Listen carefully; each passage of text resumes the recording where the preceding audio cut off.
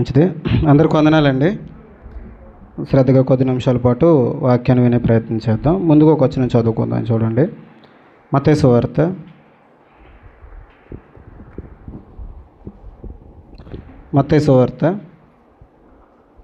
6వ అధ్యాయం 19వ వచనం నుంచి 21వ వచనం వరకు చదువుకుందాం.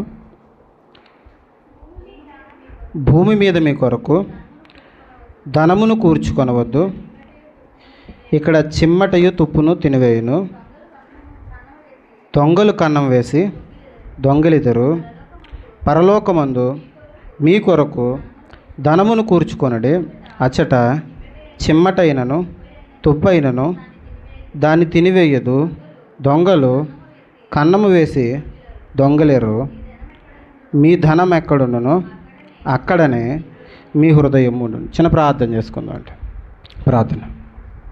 పరలోకమందున మా తండ్రి, దయ కలిగిన మా దేవ, నీ అతి పవిత్రమైన ప్రశస్తమైన నామానికి వేలాది వందనాలు తండ్రి. తండ్రి ఇప్పటి వరకు ప్రభువా తండ్రి, పాటల విషయంలో, ఆరాధన విషయంలో, చెప్పబడిన సాక్ష్యం విషయంలో ప్రభువా తండ్రి మీరు తోడుగుని నడిపించారు. అందుని బట్టి నీకు స్తోత్రాలు ప్రభువా. చదవబడిన మాటల ద్వారా తండ్రి అనేకమైన విషయాలు మాకు నేర్పించండి, కృపలో భద్రపరచండి తండ్రి. ప్రతి విషయాన్ని గ్రహించి ప్రభువా ఆ మాటల ద్వారా తండ్రి మా హృదయాల్లో తండ్రి గొప్ప నెమ్మదిని తండ్రి మీరు కలిగించండి తండ్రి.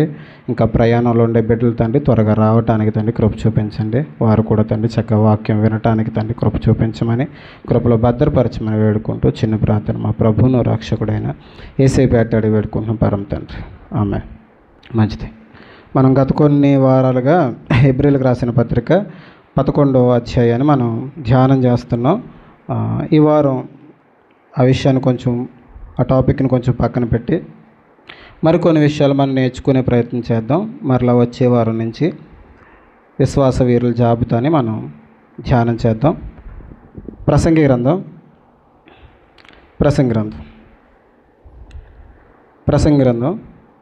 1వ అధ్యాయం 2-3 వచనాలు చదువుకుందాం. ప్రసంగి గ్రంథం 2వ అధ్యాయం, క్షమించండి, 1వ అధ్యాయం మొదటి 3 వచనాలు చదువుకుందాం. చూడండి, మొదటి 3 వచనాలు. దావీదు కుమారుడును యెరూషలేములో రాజయుండున ప్రసంగి పలికిన మాటలు. వ్యర్థము వ్యర్థమని ప్రసంగి చెప్పుచున్నాడు. వ్యర్థము వ్యర్థము, సమస్తము వ్యర్థమే.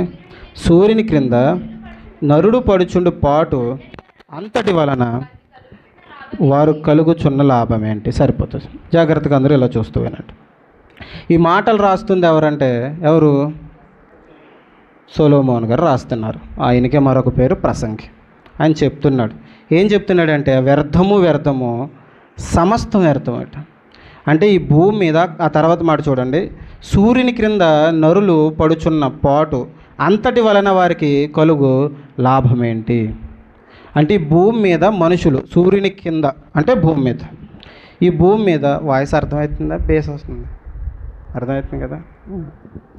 ఈ సూర్యుని క్రింద అంటే భూమి మీద మనుషులు దేనికోసం అయితే పాటు పడతారో అదంతా ఏమని చెప్తున్నారు? వ్యర్థమట. అంటే మనం ఉదయం నుంచి సాయంత్రం వరకు చేస్తున్న ఏవైతే ఈ ప్రయాసలు ఉన్నాయో, ఈ ప్రయాస అంతా ఏంటట? ఒకప్పటికి ఇదంతా ఏమైపోద్దట? వ్యర్థమైపోద్ది. ఇంకొక మాట చూద్దాం. చూడండి, అదే అధ్యాయంలో 14వ వచనం, తొందరగా చదవాలి. సూర్యుని కింద జరుగుచున్న క్రియలన్నిటినీ నేను చూచితిని, అవి అన్నీ వ్యర్థములే. అవి ఒకడు గాలికే ప్రయాసపడినట్టున్నవి. దేనికి ప్రయాసపడినట్టట? ఈ భూమి మీద మనుషులు పడుతున్న పాటంతా గాలికి ప్రయాసపడినట్టు. అంటే ఒకరు గాలి పట్టుకోవడానికి కష్టపడుతున్నారు అనుకోండి, దొరుకుద్దా? ఇప్పుడు ఎవరైనా ఇక్కడ గాలి పట్టుకోవడానికి ట్రై చేస్తున్నాడు, అవుతుంది? అది ఎప్పటికీ అవ్వదు. అర్థమవుతుందా? ఒకడు గాలికి ప్రయాసపడినట్టు ప్రయాసపడుతున్నామట. ఈ భూమి మీద మనం దేనికోసమో ప్రయాసపడిపోతున్నాం, దేనికోసమో కష్టపడిపోతున్నాం. కష్టపడి ఏదేదో చేద్దాం అనుకుంటున్నాం. పిల్లల దగ్గర నుంచి పెద్దోళ్ళ వరకు, ముసలోళ్ళ వరకు కూడా ఏదో చేద్దామని దేనికోసమో ప్రయాసపడిపోతున్నామట. ఈ ప్రయాసపడిపోతుందంతా ఏంటి? వ్యర్థం. ఈ మాటలు జ్ఞాపకం ఉంచుకోండి. సూర్యుడి కింద మనుషులు చేస్తున్న ఆ పని అంతా ఏంటట? వ్యర్థం. జాగ్రత్తగా విందాం. ఈ భూమి మీద ప్రతి మనిషి చేస్తుంది వ్యర్థం. ఈ మనుషులు భూమి మీద పడుతున్న ఈ పాటంతా ఏదో ఒక రోజుకి మనకి చిరాకు పుట్టిస్తుంది. ఇప్పుడు దేనికోసమైతే తాపత్రయపడుతున్నామో అది ఒకరోజు మనకి విసుగు పుట్టిస్తుంది. ఇప్పుడు ఏదో సంపాదిద్దాం అనుకుంటాం. ఇప్పుడు బాగా సంపాదించిన వాళ్ళు చూడండి, వాళ్ళకి మనశ్శాంతి ఉంటుంది. అంటే అక్కడ కూడా ఏం లేదు. ఇక్కడ సొలొమోన్ రాజు గారు అనుభవంతో చెప్తున్నారు. ఆయన దగ్గర ఉన్నంత డబ్బు ఎవరి దగ్గర లేదు. ఆయనకున్నంతమంది భార్యలు కూడా 1000 మంది భార్యలు ఉన్నారట. పని వాళ్ళు ఉన్నారు, తినడానికి తిండి ఉంది, అన్నీ ఉన్నాయి. ఇవన్నీ అనుభవించిన ఆయన చెప్తున్నాడు ఏమని, ఇందులో ఏం లేదబ్బా, ఇదంతా ఏంటి వ్యర్థం. ఇప్పుడు మనుషులందరూ దేనికోసం తాపత్రయపడతారు? బాగా చదువుకుంటారు, ఉద్యోగం సంపాదిస్తాడు ఒక అబ్బాయి. దేనికోసం అంటే మంచి సంబంధం వస్తుంది, పెళ్లి చేసుకుని హ్యాపీగా అలా సెటిల్ అవుదాం. డబ్బులు కూడగడదాం. ఇప్పుడు సొలొమోన్ గారికి డబ్బు ఉందా? భార్యలు ఉన్నారు, డబ్బు ఉంది, అన్నీ ఉన్నాయి. అన్నీ ఉన్న ఆయన ఏం చెప్తున్నాడు? ఇది వ్యర్థం, దీనివల్ల ఏది నీకు సంతోషం కలగదు, ఇది అంతా వ్యర్థం. మరి ఈ భూమి మీద మనిషిని దేవుడు ఎందుకు పుట్టించాడు అంటారు? ఇప్పుడు వ్యర్థమైన పనులు చేయడానికి కాదు కదండి, అవునా? ఇప్పుడు మనం ఉదయం నుంచి సాయంత్రం వరకు కష్టపడటం తప్ప, పనికి వెళ్ళటం తప్ప, మరి ఇది వ్యర్థం అని చెప్తున్నారు సొలొమోన్ గారు. అర్థమవుతుందా? ఈ భూమి మీద మనిషి చేస్తున్న ప్రతీదీ వ్యర్థమని సొలొమోన్ గారు చెప్తుంటే, బైబిల్ గ్రంథంలో వ్యర్థం కాని ఒక పని ఉందట. ఈ భూమి మీద ప్రతి పని, మనుషులు చేస్తున్న ప్రతి పని వ్యర్థమైంది. కానీ వ్యర్థం కాని ఒక పని ఉంది. ఆ పని ఏంటో చూద్దాం. చూడండి, కొరింథీయులకు రాసిన మొదటి పత్రిక, కొరింథీయులకు రాసిన మొదటి పత్రిక 5వ అధ్యాయం.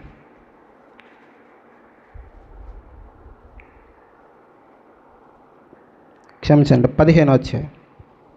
కొరింథీయులకు రాసిన మొదటి పత్రిక 15వ అధ్యాయం 58వ వచనం చూద్దాం. చూడండి, కాగా నా ప్రియ సహోదరులారా, మీ ప్రయాసము ప్రభువునందు వ్యర్థం కాదని ఎరిగి స్థిరులను కదలని వారును ప్రభు కార్యాభివృద్ధి యందు ఎప్పటికీ ఆసక్తులనై ఉండండి. ఏది వ్యర్థం కాదట? ఇప్పుడు చదివిన మాటల ప్రకారం చెప్పండి. ప్రభువునందు ప్రయాస ఏం కాదు, వ్యర్థం కాదు. అంటే ఈ భూమి మీద మనుషులు చేస్తున్న ప్రతిదీ వ్యర్థం అయిపోతుంది, కానీ ప్రభువులో నువ్వు పడుతున్న ఈ ప్రయాస ఏం కాదు, వ్యర్థం కాదు. యేసుక్రీస్తు వారు ఈ మాట చెప్తారు కదండి, ప్రయాసపడి భారం మోయిచున్న సమస్త జనులారా నా యొద్దకు రండి, నేను మీకు ఏమిస్తాను, నా దగ్గరకు వచ్చి నా దగ్గర కూర్చుని నేర్చుకోండి.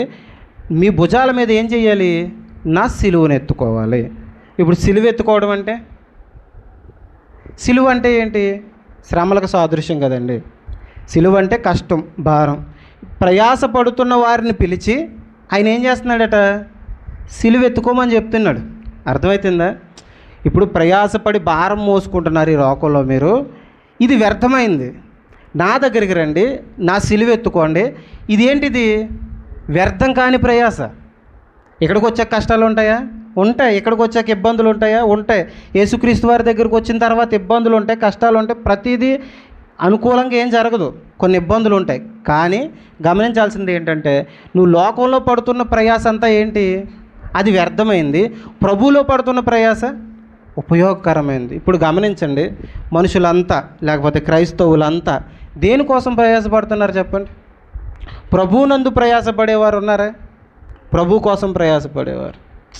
దేవుని సన్నిధి తొందరగా వెళ్ళాలి, దేవుని పని చేయాలి, మందిరంలో ఏదైనా పని చేయటానికి సిద్ధపడాలి, దేవుని కోసం అనేకులకి చెప్పాలి, ఏదైనా సువార్త కూడికలు జరుగుతుంటే ఆ సువార్త కూడికలకి సహకరించాలి, ఏదైనా ప్రార్థనలు జరుగుతుంటే అక్కడ సహకరించాలి, ఏదో ఒక పని చేయాలి అని ఈ ఆసక్తి మనుషుల్లో లేదు.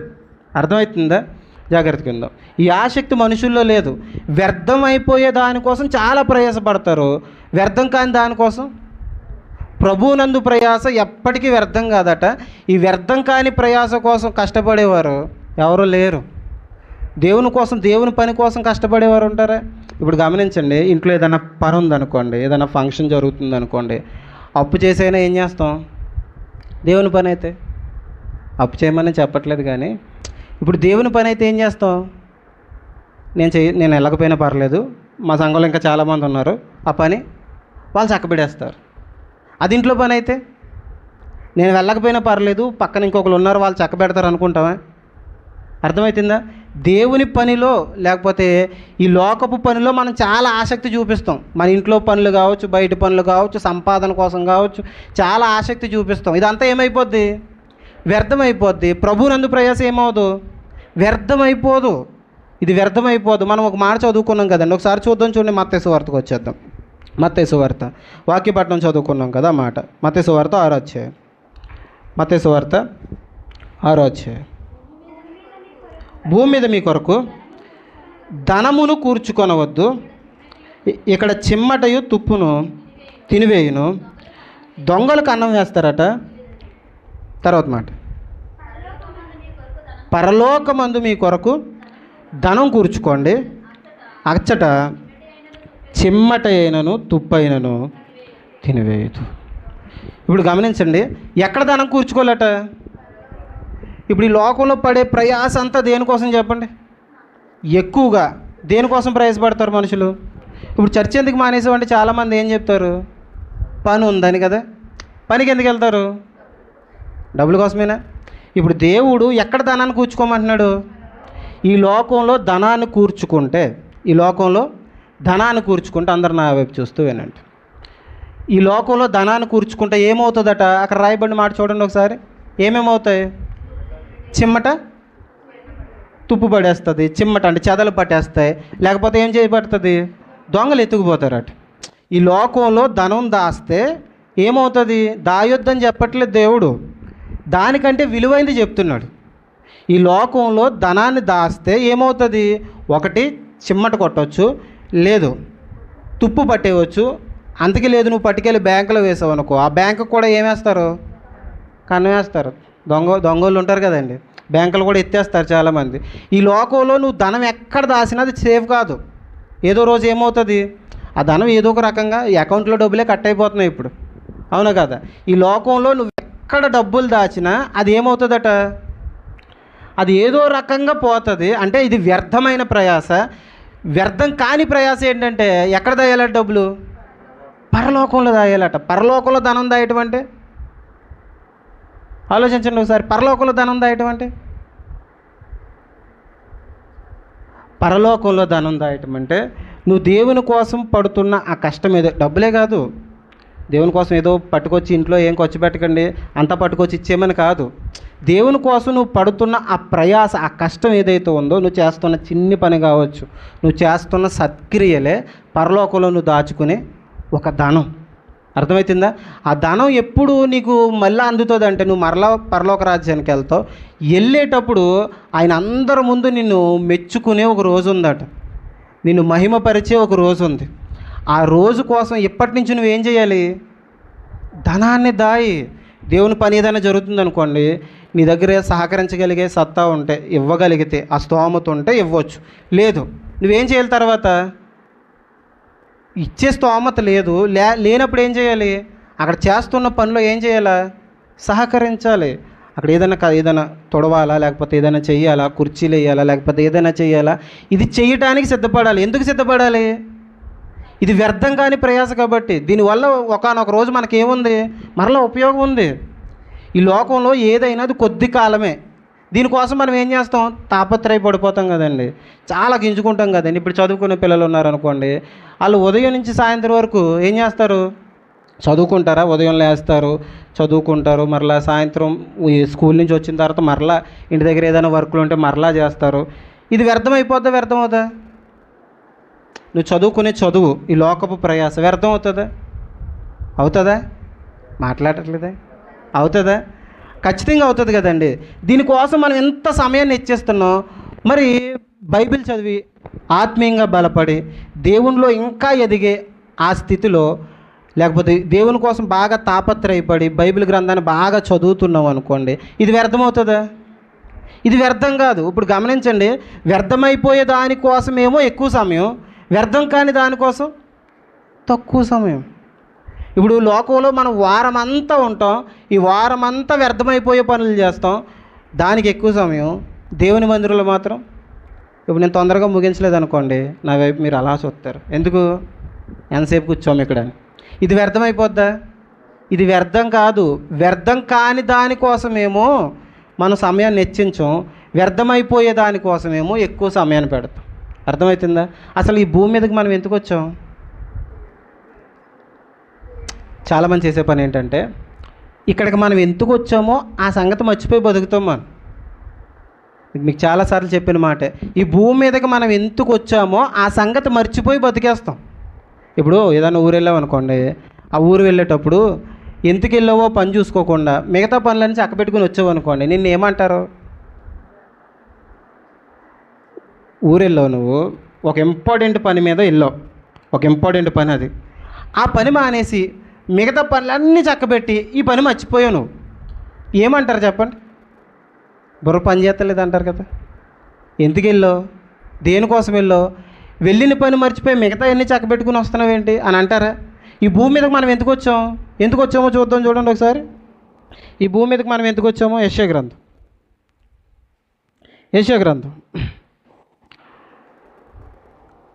43 అధ్యాయం. యెషయా గ్రంథం 43 అధ్యాయం 7వ వచనం చదువుకుందాం. నా మహిమ నిమిత్తము నేను సృజించిన వారిని, నా నామమును పెట్టబడిన వారిని అందరినీ పిలిపించుము. సరిపోతుందమ్మా. అక్కడ ఒకసారి చూడండి, దేనికోసం వచ్చామట మనం? దేవుని మహిమ నిమిత్తం. దేనికోసం? దేవుని మహిమ నిమిత్తం సృజించబడ్డామట. ఈ భూమి మీద మనం ఎందుకు పుట్టామంటే ఆయన్ని మహిమపరచడానికి. చెప్పండి అంత ఒకసారి. దేవుణ్ణి మహిమపరచడానికి నేను ఈ లోకానికి వచ్చాను, అందుకే కదా వచ్చాం. ఇది మర్చిపోయి మిగతా అన్నీ చక్కబెడతాం మనం. ఈ లోకంలో మనం వచ్చింది దేనికోసం అంటే దేవుని నామాన్ని మహిమపరచడానికి, ఆయన కోసం బ్రతకడానికి లోకానికి వచ్చాం. ఇది తక్కువ సమయం, దీన్ని పట్టించుకోం. ఆదివారం ఒక రోజు 1 గంట 2 గంటలు అంతే. శుక్రవారం ఆరాధన పెట్టినా మనకు అనవసరం, మన రామంతే. ఎందుకు ఆదివారం 2 గంటలు వెళ్ళాలని మనం ఫిక్స్ అయిపోయాం, ఆ 2 గంటలే వస్తాం. అర్థమవుతుందా? నువ్వు వచ్చిన పని ఏంటి ఈ భూమి మీదకి? ఆయన నామాన్ని మహిమపరచడానికి. కానీ వారానికి 2 గంటలు ఇచ్చేసి పక్కన పెడేస్తాం ఆయన్ని, మిగతా టైం అంతా లోకంలోనే.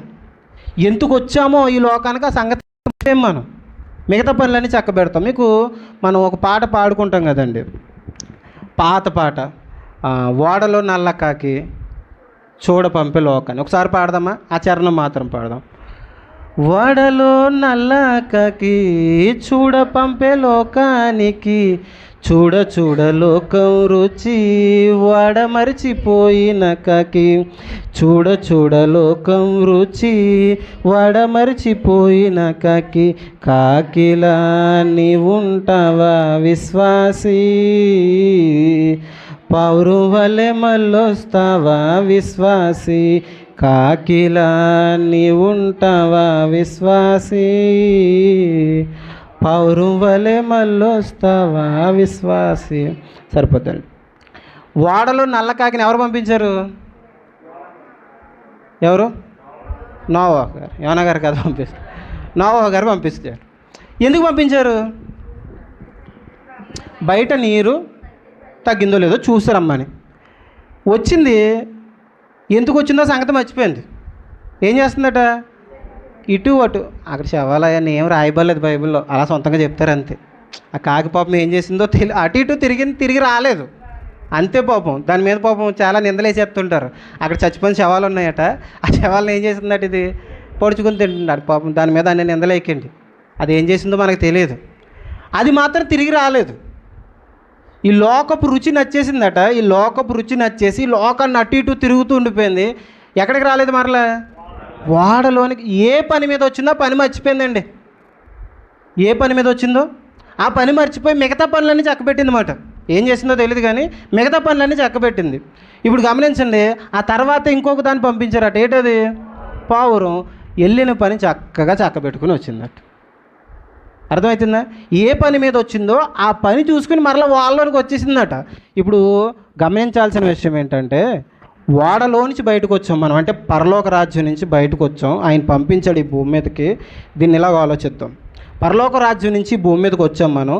ఏ పని మీద వచ్చామో ఆ పని చక్కబెట్టుకుని వెళ్ళిపోవాలి. ఎలాగా? పావురంలాగా. అర్థమవుతుందా? వచ్చిన పని మర్చిపోయి లోకపు రుచి చూసి దేని మర్చిపోయిందట? ఇప్పుడు మనుషులందరూ, విశ్వాసులందరూ ఏం చేస్తున్నారు తెలుసా? ఈ లోకపు రుచి బాగా చూసి దేని మర్చిపోయారు? ఆ రోజు కాకి వాడను మర్చిపోయినట్టు పరలోక రాజ్యాన్ని మర్చిపోయారు. అసలు గుర్తుందా? ఈ లోకానికి ఎందుకు వచ్చామో గుర్తుందా? అసలు దేనికోసం? ఉదయం లేచిన వెంటనే మీకు వారం అంతట్లో ఒక్కసారైనా పరలోకం గుర్తొస్తుందా? ఆలోచించండి. ఒకసారి నాకు గుర్తు వస్తుంది, నేను వారం అంతా గుర్తుపెట్టుకుంటూనే ఉంటానన్న వాళ్ళు ఒకసారి హ్యాండ్ రైజ్ చేయండి, చేయొద్దండి.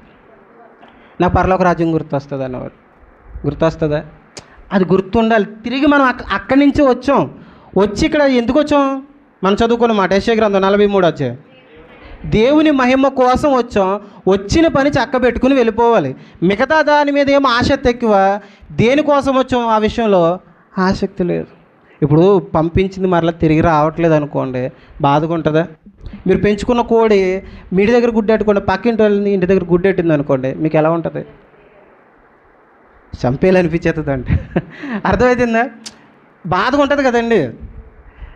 ఆలోచించండి. మనం పెంచుకున్నది మనకు ఉపయోగపడకుండా బయట అంతా తిరుగుతుంది అనుకోండి, వ్యర్థమైన వాటి కోసం ప్రయాసపడుతుంది అనుకోండి, ఏం చేస్తాం? చిరాకేస్తుంది కదండి. ఇప్పుడు ఆయన ఎందుకు పంపించాడో ఆ పని మర్చిపోయాం. మనం ఏం చేయకూడదు అది చేస్తున్నాం. వ్యర్థమైన వాటి కోసం ఎక్కువ టైం పెడుతున్నాం, ఉపయోగపడే దానికోసం టైం తక్కువ పెడుతున్నాం. ఆసక్తి ఏమైపోయింది దేవునిలో? మనకి తగ్గిపోయింది. ఆ పావురం వచ్చిన తర్వాత చేసిన పని ఏంటంటే, అక్కడ ఏముందట? ఒలివ చిగురు ఉంటే దాన్ని తెంపుకుని వెళ్తుందట. ఇప్పుడు గమనించండి, ఆ ప్రాంతం అంతా మునిగిపోయింది కదండి. జాగ్రత్తగా విందాం. ఆ ప్రాంతం అంతా మునిగిపోయిందా? చెట్లు మునిగిపోయాయా? కొండలు మునిగిపోయినాయా?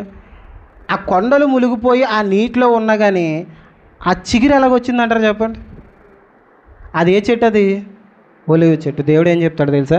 మన దేవుని మందిరంలో నాటబడిన ఒలివ మొక్కల వలె ఉండాలట.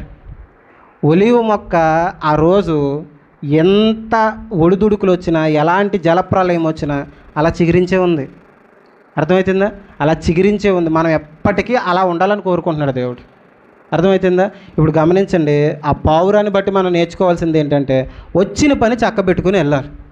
మిగతా వాటి మీద నిజంగానండి దేవుని మీద ఆసక్తి కంటే మనకు లోకం మీద ఆసక్తి ఎక్కువ ఉంటుంది. ఒకవేళ ఒకప్పుడు దేవునిలో ఉన్నతంగా ఉండి ఇప్పుడు తగ్గిపోతున్నాం అనుకోండి, జాగ్రత్తగా విందాం. ఒకప్పుడు దేవునిలో ఉన్నతంగా ఆసక్తి, బైబిల్ చదవడానికి ఆసక్తి, ప్రార్థన చేయడానికి ఆసక్తి, వాక్యం చెప్పడానికి ఆసక్తి, ఎవరికైనా సువార్త చెప్పడానికి ఆసక్తి, ఈ ఆసక్తి అంతా ఉంది.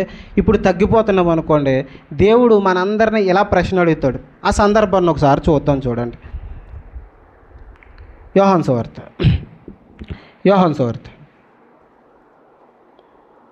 21వ అధ్యాయం చివరి అధ్యాయం. ఈ సందర్భాన్ని ఒకసారి జాగ్రత్తగా ఆలోచిద్దాం. యోహాను సువార్త 21వ అధ్యాయం 15వ వచనం చదువుకుందాం. చూడండి. వారు భోజనం చేసిన తర్వాత యేసు సీమోను పేతురును చూచి, మరలా చదువు. యోహాను కుమారుడు అయిన సీమోను, వీరికంటే నీవు నన్ను ఎక్కువగా ప్రేమించుచున్నావా? సందర్భాన్ని ఒకసారి జ్ఞాపకం చేస్తాను, మరలా చదువుదాం. సందర్భం ఏంటంటే, యేసుక్రీస్తు వారు చనిపోయారు, శిష్యులందరినీ విడిచిపెట్టి వెళ్ళిపోయారు. వెళ్ళిపోయిన తర్వాత వీళ్ళంతా మరలా చేపల పట్టకి వెళ్ళారట. ఎవరు పిలుచుకుని వెళ్ళారంటే, నీ బండ మీద సంఘాన్ని కడతాను, సంఘం నీ వల్లే డెవలప్ అవుతుంది పేతురు అని చెప్పిన ఏ పేతురు అయితే ఉన్నాడో ఆయన, నేను చేపల పట్టకి వెళ్తున్నాను, మీరు అందరూ కూడా వస్తారని తీసుకెళ్ళాడట. ఒకప్పుడు ఏం చేశాడు చెప్పాలి? యేసుక్రీస్తు వారు పిలిస్తే వలలు విడిచిపెట్టి వచ్చేసారు, వాళ్ళ జీవనోపాధిని విడిచిపెట్టి వచ్చేసారు. ప్రభువారి కోసం విడిచిపెట్టేశారు. విడిచిపెట్టిన దాన్నే ప్రభు లేకపోయేసరికి ఏం చేస్తున్నారు? యేసుక్రీస్తు వారు చనిపోయారని వీళ్ళు అనుకుంటున్నారు, తిరిగి లేచారని నమ్మట్లేదు. వీళ్ళు తిరిగి లేచారని నమ్మట్లేదు కాబట్టి వీళ్ళు ఏం చేస్తున్నారు? మరలా చేపల వేటాడదాం, చేపల వేటకి వెళ్దామని వెళ్ళిపోయారు. ఏదైతే వదిలేసి వచ్చేసారో మరలా ఏం చేస్తున్నారు? అదే వాళ్ళు పట్టుకుంటున్నారు. చాలామంది చూడండి, ఏదైతే వదిలేసి వచ్చేసామో మరలా దానివైపే వెళ్తారు. బైబిల్లో ఇలా రాయబడి ఉంటుంది, కడగబడిన పంది మరలా ఎక్కడికి వెళ్తుందట? కుక్క ఏం చేస్తుందట? వాంతకి తిరుగుతుందట, కక్కిన దాని వైపు తిరుగుతుందట. ఇలా పోల్చాడు దేవుడు. ఏదైతే విడిచిపెట్టి వచ్చామో మరలా దాని వైపు వెళ్ళటం. పేతురు గారు కూడా ఏదైతే ఏ వలలైతే విడిచిపెట్టారో ప్రభువారు చనిపోయిన తర్వాత అదే వల పట్టుకుని మరలా చేపలు పట్టడానికి సిద్ధపడ్డారు. ఇప్పుడు యేసుక్రీస్తు వారు ప్రత్యక్షమయ్యారు. ప్రత్యక్షమయ్యి ఎలా అడుగుతున్నారు చూద్దాం. చూడండి ఇప్పుడు సందర్భం చూద్దాం. వీరికంటే నీవు నన్ను ఎక్కువగా ప్రేమించుచున్నావా? వాళ్ళంతా ఒడ్డుకొచ్చేసారు. ఆ సందర్భం ముందు సందర్భం చదవండి మీరు, మీకు అర్థమవుతుంది. వారంతా తిబేరియా సముద్రంలో వేటాడుతుంటే ఆయన వచ్చాడు, ప్రత్యక్షమయ్యాడు. ప్రత్యక్షమైన తర్వాత వీళ్ళంతా కూర్చుని భోజనం చేస్తున్నారట ప్రభు వారితో. 15 వచనం ఒకసారి చూడండి. వారు భోజనం చేసిన తర్వాత యేసు సీమోను పేతురుని చూసి, యోహాను కుమారుడు అయిన సీమోను, వీరికంటే నీవు నన్ను ఎక్కువగా ప్రేమించుచున్నావా? ఏంటట అడిగిన ప్రశ్న చెప్పండి. వీరికంటే నీవు నన్ను ఎక్కువగా ప్రేమిస్తున్నావా? ఎవరికంటే? పక్కన ఫ్రెండ్స్ ఉన్నారు కదండి, ఈ చిన్నప్పటి నుంచి ఉన్న వాళ్ళే కదా. పక్కన ఫ్రెండ్స్ ఎవరైతే ఉన్నారో బెస్ట్ ఫ్రెండ్స్ వాళ్ళు, ఆ బెస్ట్ ఫ్రెండ్స్ని పక్కనే కూర్చోబెట్టి ఎదురుగా అలా కూర్చున్నారు. కూర్చున్న వాళ్ళకి పేతురు గారిని డైరెక్ట్గా ఆయన అడుగుతున్న ప్రశ్న ఏంటంటే, వీళ్ళకంటే నీవు నన్ను ఎక్కువగా ప్రేమిస్తున్నావా అని అడిగాడట. పక్కన ఎవరు ఉన్నారు? ఫ్రెండ్స్ ఉన్నారు. వాళ్ళకి ఈ మాట వినిపిస్తుందా? వినిపిస్తుంది. అప్పుడు ఆయన చెప్పిన మాట ఏంటి చెప్పండి, ఆ తర్వాత మాట చదవండి. అవును ప్రభువా, నేను నిన్ను ప్రేమించుచున్నాను, నీవే ఎరుగు. నీకు తెలుసు కదా ప్రభువా, నేను నిన్నేం చేస్తున్నాను? వీళ్ళకంటే ఎక్కువగా ప్రేమిస్తున్నావు అంటే, అవును ప్రభువా, వీళ్ళకంటే నేను ఏం చేస్తున్నాను? ఇదే ప్రశ్న అడగడానికి 3 సార్లు అడుగుతాడు ఆయన. సుమారుగా 3 సార్లు పేతురు గారిని 3 సార్లు, ఆ సందర్భం మీరు చదవండి మీకు అర్థమవుతుంది. 3 సార్లు ప్రశ్న అడుగుతాడు. ఎందుకు 3 సార్లు అడుగుంటాడు? 3 సార్లు బొంకేశాడు కదండి. 3 సార్లు బొంకాడా నాకు తెలియదు ప్రభువారని. ఇప్పుడు 3 సార్లు ప్రభువు ఎవరో నాకు తెలియదని బొంకిన పేతురుని ప్రభువారు 3 సార్లు అడుగుతున్నారు, నీవు నన్ను వీళ్ళకంటే ఎక్కువగా ప్రేమిస్తున్నావా? ఇప్పుడు మనల్ని కూడా ఆయన అడుగుతాడు, ఒకవేళ మనం వచ్చిన పని మీద ఎందుకు పిలువబడ్డాము, ఎందుకు రక్షించబడ్డామన్న పని మానేసి మిగతా వాటి మీద దృష్టి పెడితే, ఈ లోకపు క్రియల మీద దృష్టి పెడితే ఖచ్చితంగా ఆయన అడుగుతాడు. ఒకప్పుడు ఆసక్తి నీలో లేదు, ఇప్పుడు ఒకప్పుడు దేవుని కోసం తాపత్రయపడ్డట్టు ఇప్పుడు పడట్లేదు, ఒకప్పుడు బైబిల్ చదివినట్టు ఇప్పుడు చదవట్లేదు, ఒకప్పుడు ప్రార్థన చేసుకున్నట్టు ఇప్పుడు చేయట్లేదు. ఇప్పుడు ఖచ్చితంగా ఆయన అడుగుతాడు ఏమని? వీరంటే కేవలం ఫ్రెండ్స్ ఒక్కరే అనుకోకండి. నీ స్నేహితుల కంటే నువ్వు నన్ను ఎక్కువ ప్రేమిస్తున్నావు అంటే మనం ఏం చెప్పాలి? అవును ప్రభువా, నిన్ను ఎక్కువ ప్రేమిస్తున్నాను. మీ ఫ్రెండ్స్ని అవసరమైతే నా కోసం వదిలేస్తావా అని అంటే ఏం చెప్పాలి? వదిలేస్తానని చెప్పాలి. అర్థమవుతుందా? మీకు ఏదైతే ప్రీతికరమై ఉందో, ఈ లోకంలో మీకు ఏదైతే బాగా ఇష్టమైంది ఉందో దాన్ని పక్కన పెట్టి నా కోసం ఇది నువ్వు వదిలేస్తావా? వీటికంటే నన్ను ఎక్కువ ప్రేమిస్తున్నావు అంటే ఏంటి? దాన్ని వదిలేసి నన్ను ప్రేమించాలి నువ్వు. అర్థమవుతుందా? వీరికంటే నన్ను ఎక్కువ ప్రేమిస్తున్నావు అంటే నువ్వు చెప్పాలి ఏం మాట? అవును ప్రభువా, నీకు ఏదైతే ఇష్టమైన పని ఉందో, నువ్వేదైతే నీ గమ్యం అనుకుంటున్నావో, నీ గోల్ అనుకుంటున్నావో, వాటికంటే నువ్వు నన్ను ఎక్కువ ప్రేమిస్తున్నావు అంటే ఏం చెప్పాలా? అవును ప్రభువా చెప్పాలి ఖచ్చితంగా. ఆయన ఖచ్చితంగా అడుగుతాడు. ఒక్కసారి కాదు 3 సార్లు అడిగాడు. సందర్భం చదువుతాం చూడండి తర్వాత మాట. నా గొర్రె పిల్లలు మేపమని చెప్పాడట. ఆయన అడిగాడు, జాగ్రత్తగా ఉందో. ఆయన వచ్చి అడిగాడు ఏమని? నువ్వు నన్ను వీరికంటే ఎక్కువగా ప్రేమిస్తున్నావా అని. పేతురు చెప్పిన మాట ఏంటి? అవును ప్రభువా ప్రేమిస్తున్నానని చెప్పాడు. ప్రేమిస్తున్నానని చెప్పిన తర్వాత ఆయన చెప్పిన మాట ఏంటి? నా గొర్రె పిల్లల్ని మేపు. గొర్రె పిల్లల్ని మేపమంటే యేసుక్రీస్తు వారు గొర్రె పిల్లలు ఏమున్నాయి? మనమేనా గొర్రె పిల్లలు? ఆ తర్వాత సందర్భం చదువుతాం చూడండి. మరలా ఆయన, యోహాను కుమారుడైన సీమోను, నన్ను ప్రేమించుచున్నావా అని 2వ సారి అతన్ని అడగగా, అవును ప్రభువా, నేను నిన్ను ప్రేమించుచున్నాను, నీవే ఎరుగుదువని ఆయనతో చెప్పాను. ఆయన నా గొర్రెలను కాయి. ఈసారి ఏం చెప్తున్నాడు? నా గొర్రెలను కాయి. మొదటగా ఏం చెప్పాడు? గొర్రె పిల్లల్ని ఏం చేయాలట? మేపాలి. పిల్లల్ని ఏం చేయాలి? గొర్రె పిల్లల్ని మేపాలి. ఇప్పుడు ఏంటట? గొర్రెల్ని కాయాలి. తర్వాత సందర్భం చదువు. 3వసారి ఆయన, యోహాను కుమారుడు అయిన సీమోను, నన్ను ప్రేమించుచున్నావా అని అతన్ని అడగగా, నన్ను ప్రేమించుచున్నావా అని 3వసారి తను అడిగినందుకు పేతురు వ్యసనపడి, ప్రభువా నీవు సమస్తమును ఎరిగినవాడు, నిన్ను ప్రేమించుచున్నానని నీవే ఎరుగుదు అని ఆయనతో చెప్పాను. యేసు నా గొర్రెలను మేపు. 3 మాటలు ఆయన చెప్పాడు. ప్రేమిస్తున్నావా అని 3 సార్లు అడిగాడు. చెప్పిన ప్రతిసారి ఏం చేశాడట, ఒక్కొక్క బాధ్యతను అప్పగిస్తున్నాడు. మొట్టమొదటిగా పేతురుకు ముందే చెప్పాడు, నీ మీదే నేను సంఘం కడతాను, నువ్వే అంత సంఘాన్ని నిలబెట్టవలసింది అని చెప్పాడు. ఇప్పుడు అదే బాధ్యత మరలా అప్పగిస్తున్నాడు. ప్రేమిస్తున్నావా అని అడిగి కన్ఫర్మ్ చేసుకున్న తర్వాత బాధ్యతను అప్పగిస్తున్నాడు. సంఘంలో ఏ బాధ్యత అయినా, దేవుని పరిచర్యలో ఏ బాధ్యత అయినా ఎవరికి అప్పగించబడుతుంది అంటే, ఎవరికి అప్పగించబడుతుంది? దేవుణ్ణి ఎక్కువగా ప్రేమించే వారికి అప్పగించబడుతుంది. అర్థమవుతుందా? దేవుడు ఎవరికి బాధ్యత ఇస్తాడు? దేవుణ్ణి ఎవరైతే ఎక్కువగా ప్రేమిస్తున్నారో వారికి బాధ్యతను ఇస్తాడు. దేవుడు నమ్మిచ్చిన బాధ్యత అది. ఆ బాధ్యతను మనం ఏం చేయాలి? సక్రమంగా నిర్వర్తించాలి. మొట్టమొదటిగా గొర్రె పిల్లల్ని ఏం చేయాలట? మేపాలి. అంటే సంఘంలో పేతురికి సంఘ బాధ్యతను అప్పగించాడు కాబట్టి, సంఘంలో కొత్తగా వచ్చిన వాళ్ళు ఉంటారు, వాళ్ళు సరిగ్గా వాక్యం వినలేరు, వాక్యం చెప్పిన వాళ్ళకి సరిగ్గా అర్థం కాదు. గొర్రె పిల్లలు చూడండి, అవి తినగలవా? అవి ఒళ్ళో పెట్టుకుని గొర్రెల కాపరులు చూడండి ఎలా మేపుకుంటూ చిన్న చిన్న ఆకులు తినిపించుకుంటూ వెళ్తారా? అంత జాగ్రత్తగా వాళ్ళని చూడాలి. కొత్తగా వచ్చిన వాళ్ళు కొన్ని రోజులు గడిచిపోయిన తర్వాత సీనియర్స్ని ఏం చేయాలట? గొర్రెలు అయిపోతారు. వాళ్ళు గొర్రె పిల్లలు కాదు, వాళ్ళు గొర్రెలు ఏమవుతారు?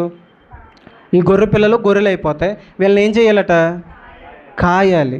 ఇప్పుడు అనేక ప్రమాదాలు వస్తాయి, శోధనలో పడిపోయే ప్రమాదాలు ఉంటాయి, అపవాది చేతుల్లో పడిపోయే ప్రమాదాలు ఉంటాయి. అప్పుడు ఏం చేయాలట? ఆ శోధనలో పడిపోకుండా వీరిని కాయాలట. ఎవరిని? సీనియర్స్ని. ఇప్పుడు గొర్రెల్ని చివరగా గొర్రెల్ని ఏం చేయాలట? మేపాలి. ఈ సీనియర్స్ని అయినా కానీ, ఆ కొత్తగా వచ్చిన వారినైనా కానీ ఏం చేయాలి? మేపాలి. అంటే వాక్యం ద్వారా వారిని పోషించాలి. పిల్లలకి చెప్పేది పిల్లలకి చెప్పాలి, పెద్దవాళ్ళకి చెప్పేది పెద్దవాళ్ళకి చెప్పాలి. అనేక శోధనల నుంచి వాళ్ళని తప్పించడానికి వాళ్ళందరినీ ఏం చేయాలి? కాపాడాలి. ఇది సేవకుని బాధ్యత. ఎవరికి అప్పచెప్పాడు ఈ బాధ్యత అంతా? వాక్యం ప్రకారం ఎవరికి చెప్పారు? దేవుని ఎక్కువగా ప్రేమించేవారికి. అర్థమవుతుందా? నీకు సంఘంలో ఒక బాధ్యత ఇవ్వబడుతుందంటే, ఓ పక్కడు నా దగ్గరే ఉండేవాడు, నా మాటలు వినడానికి ఎంతో ఆసక్తి చూపించేవాడివి, ఇప్పుడు మరలా వాళ్ళ పట్టుకుని బయలుదేరిపోయేటి? ఏదైతే వదిలేసావో అదే పట్టుకుని వెళ్ళిపోతున్నావేంటి? ఏ వల అయితే నా కోసం వదిలేసావో అదే వల పట్టుకుని మరలా ఏం చేస్తున్నావు? చాలామంది చేసే పని ఏంటంటే, ఏదైతే దేవునిలోనికి వదిలేసి వచ్చారో మరలా అదే పట్టుకొని వెళ్తారు. అర్థమవుతుందా? ఏ బలహీనతనైతే ఇది వద్దు నాకు ఇంకా అని బాప్తిస్మలోనికి సిద్ధపడ్డారో ఆ వదిలేసి వచ్చేదే మరలా పట్టుకుని దాని వెంటే వెళ్తారు. అప్పుడు దేవుడు ఖచ్చితంగా అడుగుతాడు, నువ్వు ఏదైతే వదలలేకపోతున్నావు, నీ బలహీనత ఏదైతే ఉందో, మనల్ని ఎలాగ అడుగుతాడంటే, మనకు బాగా ఇష్టమైన వస్తువు ఏంటి చెప్పండి? మీరు ఉదయం నుంచి సాయంత్రం వరకు దేంతో ఉంటారు? వంతోనే ఉంటారా? దానికంటే మీకు నేనంటే ఇష్టమా అని అడిగితే మీరు ఏం చెప్పాలి? మీ ఫోన్ కంటే ఎక్కువగా నన్ను ప్రేమిస్తున్నావా అని అడిగితే ఖచ్చితంగా చెప్పాలేమని? మనం ఎక్కువ ఎవరిని ప్రేమిస్తామో వారితోనే ఎక్కువ ఉంటాం కదండి, అవునా? మనం ఎక్కువగా ఎవరైతే ఇష్టమో వాళ్ళతోనే ఎక్కువ ఉంటాం. మన తల్లిదండ్రులు అంటే మనకి ఇష్టం అనుకోండి, వారితో ఎక్కువగా మాట్లాడతాం. ఒకవేళ ఇష్టం లేదనుకోండి వాళ్ళని దూరం పెడేస్తాం, అవునా కదా? మన ఫ్రెండ్స్ ఇష్టం అనుకోండి, వారితో ఎక్కువగా ఉంటాం. వారంటే ఇష్టం లేకపోతే వాళ్ళు దూరం పెట్టేస్తాం. ఇప్పుడు నీ మొబైల్ కంటే నీకు దేవుడు ఎక్కువ ఇష్టమా అంటే, అవును ఇష్టం ప్రభా అని చెప్పేస్తాం మాట. ఎక్కువ ఇష్టం ఎవరి మీద అయితే ఉంటుందో వారితోనే కదండి ఎక్కువ ఉంటాం. ఇప్పుడు నువ్వు ఎవరితో ఎక్కువ ఉంటున్నావు? ఒక సేవకుడు మొన్న ఒక స్టేటస్ చూశానండి. ఆయన స్టేటస్ పెట్టుకున్నాడు. స్టేటస్ పెట్టుకుంటే నేను చూశాను, ఆయన వాక్యం చెప్తూ పెట్టుకున్నారు. చక్కని మాట చెప్పారు. ఏంటంటే, ఉదయం నుంచి సాయంత్రం వరకు ఎన్నిసార్లు పట్టుకుంటాం ఫోన్ మనం? అవునా? ఉదయం లేచిన వెంటనే పట్టుకుంటాం కదండి. ఉదయం నుంచి సాయంత్రం వరకు చాలాసార్లు పట్టుకుంటామా? మరి బైబిల్ ఎన్నిసార్లు పట్టుకున్నాం? కనీసం ఒక్కసారి అయినా. పైకి మాత్రం మేము ఇక్కడ చెప్తాం, ఫోన్ కంటే నువ్వు దేవుని ఎక్కువ ప్రేమిస్తున్నావు అంటే ప్రేమించేస్తున్నావు. మాటలు అయ్యి అంతే. అర్థమవుతుందా? మాటల్లో కాదు, ప్రేమ ఎందులో కనిపించాలి? క్రియల్లో కనిపించాలి. మీ మాటల్లో కాదు, ప్రేమ క్రియల్లో కనిపించాలి. అర్థమవుతుందా?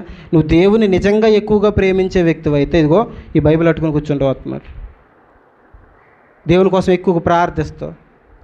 మనుషులతో కాదు ఎక్కువ మాటలు. ఎవరితో మాట్లాడతావు? దేవునితో మాట్లాడదు. ఒకవేళ ఎవరితో మాట్లాడినా నీ ప్రతి మాటలో దేవుడు దేవుడు దేవుడు. పాట రావచ్చు, మాటలు రావచ్చు, ఆరాధన కావచ్చు, నీ మాట మాట్లాడుతుంటే దేవుడే వస్తుంది, ఆయన కోసమే వస్తుంది. నువ్వు ఉదయం నుంచి సాయంత్రం వరకు మాట్లాడుతున్న దేవుడు అన్న మాట నీ నోటి నుంచి రావట్లేదంటే పైకి చెప్తాం మనం ఏమని? వాటికంటే ఎక్కువగా ప్రేమిస్తున్నామని. మాయ మాటలు అవి. అర్థమవుతుందా? అవును ప్రభు ఎక్కువగా ప్రేమిస్తున్నాను ప్రభు. ఎక్కువగా ఆరాధనలో కూడా చెప్తుంటాము కదా, నిన్ను మాత్రమే ప్రేమిస్తాను, అధికంగా ప్రేమిస్తాను అని ఆరాధనలో బోల్డ్ అని మాటలు చెప్తాం కదండి. అవన్నీ ఏ మాటలు అవుతాయి అప్పుడు చెప్పాలి? ఏ మాటలు అవుతాయి? అవన్నీ మాయ మాటలే, నిజంగా మాయ మాటలే. అర్థమవుతుందా? నువ్వు దేనికోసమైతే ఈ లోకానికి వచ్చావో ఆ పని మీద ఉండు, ఆ పని మీద ఉండు. నువ్వు ఎక్కువగా దేన్ని ప్రేమిస్తున్నావు? ఆయన అడుగుతాడు ఖచ్చితంగా, మరి నాన్న నీకు లోకంలో తిరగడం అంటే ఇష్టమా, నా సన్నిధిలో కూర్చోవడం అంటే ఇష్టం అంటే నువ్వేం చెప్తావు? సన్నిధిలో ఉంటామని చెప్తాం కదండి. కానీ గమనించండి, సన్నిధిలో కాసేపు కూర్చోవడానికి మనకు బోరు కొడుతుంది.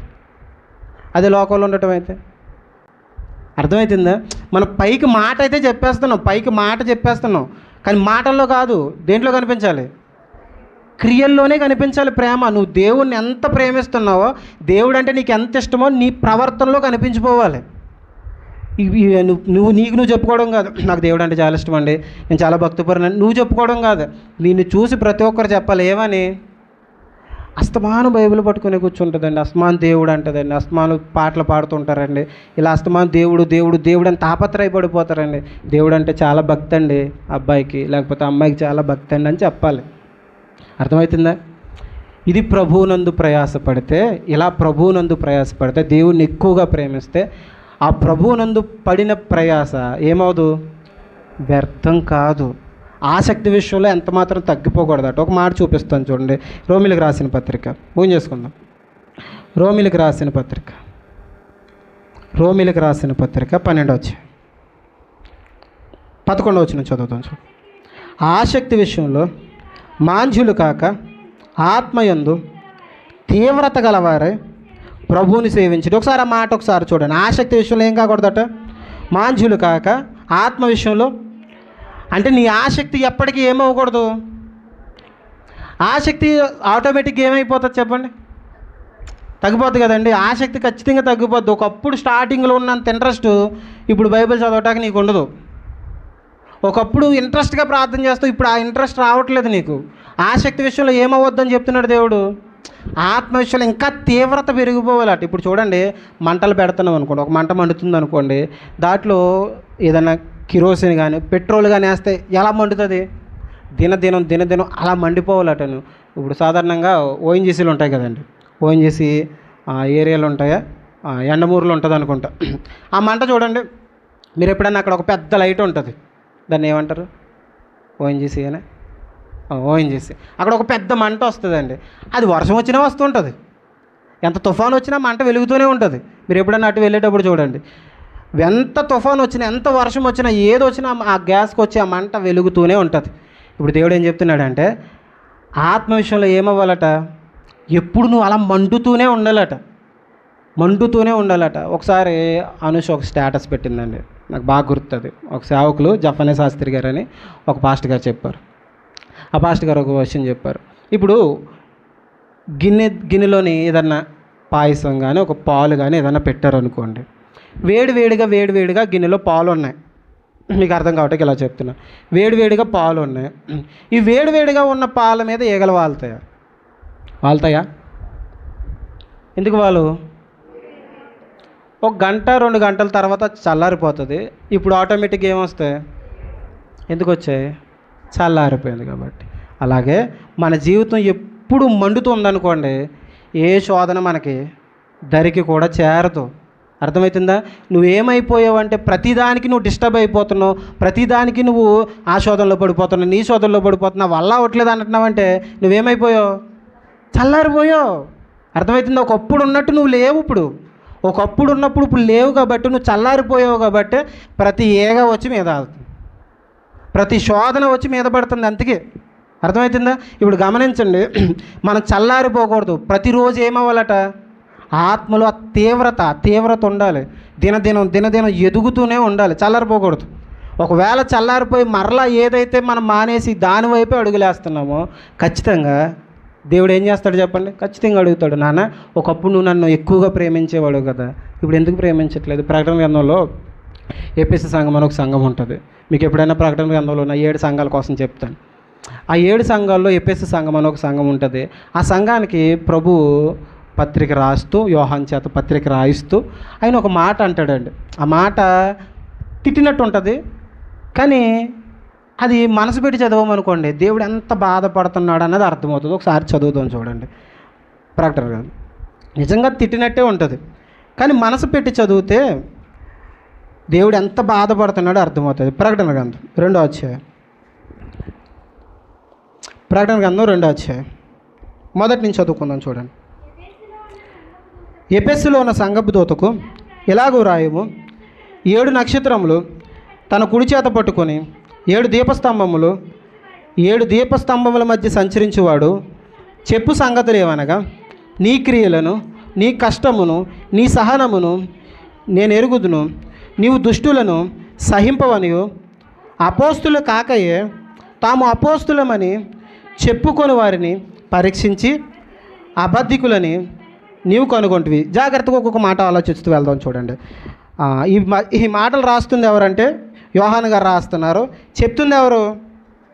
ప్రభువారు ప్రత్యక్షమే డైరెక్ట్గా చెప్తారు. ప్రకటన గ్రంథం ప్రభువారు పద్మాసు ద్వీపంలో డైరెక్ట్గా ఆయనకు కనిపించి చెప్తున్న మాటలు ఇవి.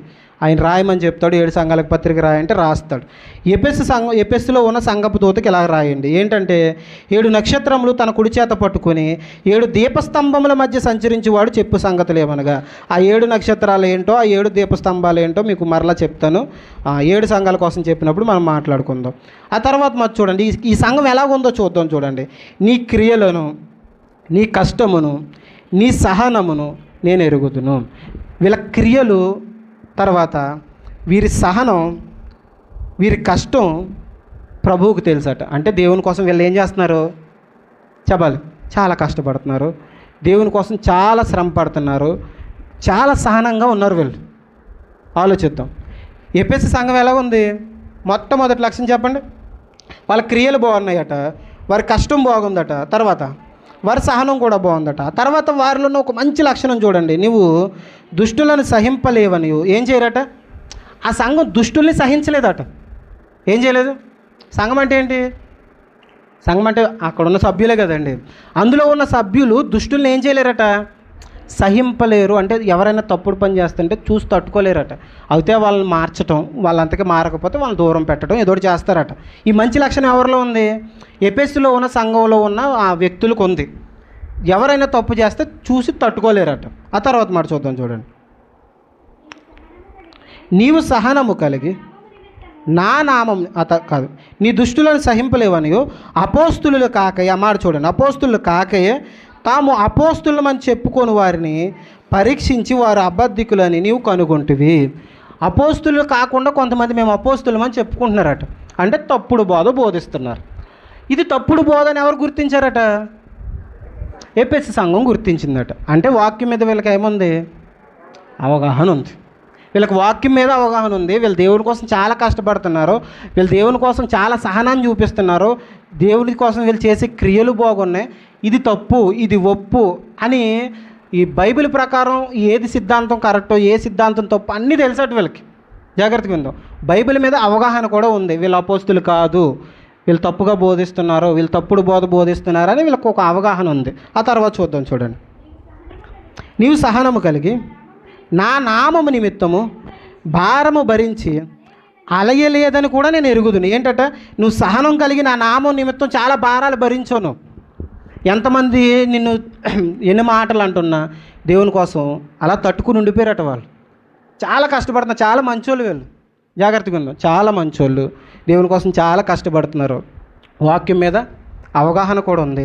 ఏది తప్పో ఏది రైటో తెలుసుకునేంత వాక్య పరిజ్ఞానం ఉంది.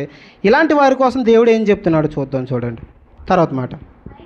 అయినను మొదట నీకుండిన ప్రేమ నీ వదిలితివని నేను నీ మీద తప్పు ఒకటి మోపాల్సి వచ్చింది. ఇంకో ప్లస్ పాయింట్లన్నీ చెప్పేశాడండి ఆయన. నువ్వు దేవుని కోసం చాలా కష్టపడతావు, నీకు వాక్యం మీద అవగాహన కూడా ఉంది, ఏది తప్పో ఏది రైటో నీకు తెలుసు, నువ్వు దుష్టుల్ని సహించలేవు, ఎవరైనా తప్పు చేస్తే చూసి ఓర్చుకోలేవు, వాళ్ళు మార్చాలని చూస్తావు, వాళ్ళకి వాక్యం చెప్పాలని చూస్తావు. నీ విశ్వాసం చాలా బాగుంది, నీ భక్తి చాలా బాగుంది, నీ ప్రేమ అన్నీ చాలా బాగున్నాయి, కానీ నీ మీద తప్పు ఒకటి మోపాల్సి వచ్చింది. ఒక్కటి ఏంటట? ఇన్ని ప్లస్లు ఉన్నాయి కదా, ఇది ఒక్కటి వదిలేచ్చు కదా, వదలట్లేదు. ఏం తగ్గిపోయిందట? ప్రేమ తగ్గిపోయింది. ఎప్పటి ప్రేమ తగ్గిపోయింది? మొదట నీకుండిన ప్రేమ తగ్గిపోయింది. ఒకప్పుడు నన్ను నువ్వు చాలా ప్రేమించేవాడివి, ఇప్పుడు ప్రేమించట్లేదు. ఒకప్పుడు నా కోసమే ఎక్కువ ఆలోచించేవాడు, ఇప్పుడు ఏం చేయట్లేదు. ఒకప్పుడు నా కోసమే ఎక్కువ తాపత్రయపడేదానివి, ఇప్పుడు ఆ తాపత్రయం లేదు. చర్చికి వెళ్దాంలే, ఇంకా టైం ఉంది, ఇంకా పాటలు పాడుతున్నారు కదా, మధ్యలో వెళ్దాం అనుకుంటున్నాం మనం. ఒకప్పటి ఆసక్తి నీకు లేదు, ఆ ఆసక్తి తగ్గిపోయిందని చెప్తున్నాడు ఆయన. అర్థమవుతుందా? ఇది తిట్టినట్టే ఉంటుంది. ఆ కింద ఆయన తిట్టేస్తాడు, నిజంగా తిడతాడు. ఆ తర్వాత మాట చూద్దాం చూడండి. నువ్వు ఏ స్థితిలోంచి పడ్డావో అది జ్ఞాపకం చేసుకొని మారు మనసు పొంది ఆ మొదటి క్రియలు చేయి. ఏంటట? నువ్వు మొదట నీకు చాలా ప్రేమ ఉంది, ఆ ప్రేమను విడిచిపెట్టేసావు. నువ్వు చేయాల్సిన పని ఏంటంటే, నువ్వు మొదట ఏ స్థితిలోంచి పడిపోయావో, ఏ స్థితి నుంచి పడ్డావు? ఎక్కువగా ప్రేమించి ఆ ప్రేమలోంచి తగ్గిపోయావు కదా. ఆ తగ్గిపోయిన స్థితి నుంచి నువ్వు మరలా ఏం చేయి చెప్పాలి? ఏం చేయాలా? మారు మనసు పొందాలి. వింటున్నారా? మారు మనసు పొందాలి. ఎవరికి మారు మనసు? బయట ఉన్న వాళ్ళక, బాప్తిసం పొందలేనుక. ఎవరికి మారు మనసు? సంఘానికి. నీలో ఒక్క లోపం ఉంది, ఆ ఒక్క లోపానికి నువ్వేం చేయాలంటే ఆ మొదటి క్రియలు మరలా జ్ఞాపకం చేసుకో. ఒకప్పుడు నువ్వు ఎంత బాగుండేవాడివో జ్ఞాపకం చేసుకో. ఒకప్పుడు నువ్వు ఎంత బాగుండేదానో జ్ఞాపకం చేసుకో. ఒకప్పుడు నువ్వు ఎంత భక్తిగా ఉండేదానో జ్ఞాపకం చేసుకో. అది జ్ఞాపకం చేసుకొని మరలా ఆ మొదటి క్రియలు చేయి. ఏ మొదటి క్రియలు? ఒకప్పుడు నువ్వు భక్తిగా ఉన్నప్పుడు ఎలాంటి క్రియలు చేసావు, ఆ క్రియలు నేను మెచ్చుకున్నాను కదా, ఆ క్రియలు చేయి. ఉదయాన్నే లేచి బైబిల్ చదివేసేదానివి, ఇప్పుడు చదువు. ఉదయాన్నే లేచి ప్రార్థన చేసేసుకునేవాడివి, ఇప్పుడు మరలా అదే చేయి. ఒకప్పుడు దేవుని సన్నిధి ఎంత ఆసక్తిగా వచ్చేసేవాడివి, అది చేయి. మరలా ఆ మొదటి క్రియలు మరలా చెయ్యి. అలా చేయకపోతే ఏం జరుగుతుందో చెప్తున్నాడు చూడండి. అట్లు చేసి నీవు మారు మనసు పొందితేనే సరే, లేని ఎడల నేను నీ యొద్దకు వచ్చి నీ దీపస్తంభమును దాని చోట నుండి తీసేస్తాను. ఏం తీసేస్తాడట? దీపస్తంభం అంటే ఇక్కడ సంఘం. మీకు తర్వాత చెప్తున్నాను కదా, అదే దీపస్తంభం అంటే సంఘం. అంటే సంఘంలో నీకంటూ ఒక బాధ్యతను నేను ఇచ్చాను. నువ్వు సరి చేసుకోకపోతే నీ బాధ్యత నేను ఏం చేస్తాను? తీసేస్తాను. ఏం చేయట్లేదని పేతురు గారికి ఎందుకు బాధ్యత ఇచ్చాడు చెప్పండి? పేతురు గారికి ఎందుకు బాధ్యత ఇచ్చాడు ఆయన? ఏమడిగిన తర్వాత బాధ్యత ఇచ్చాడు చెప్పాలి? ప్రేమిస్తున్నావా అని అడిగిన తర్వాత, ప్రేమిస్తున్నానని ఒప్పుకున్న తర్వాత బాధ్యత అప్పగించాడు కదండి.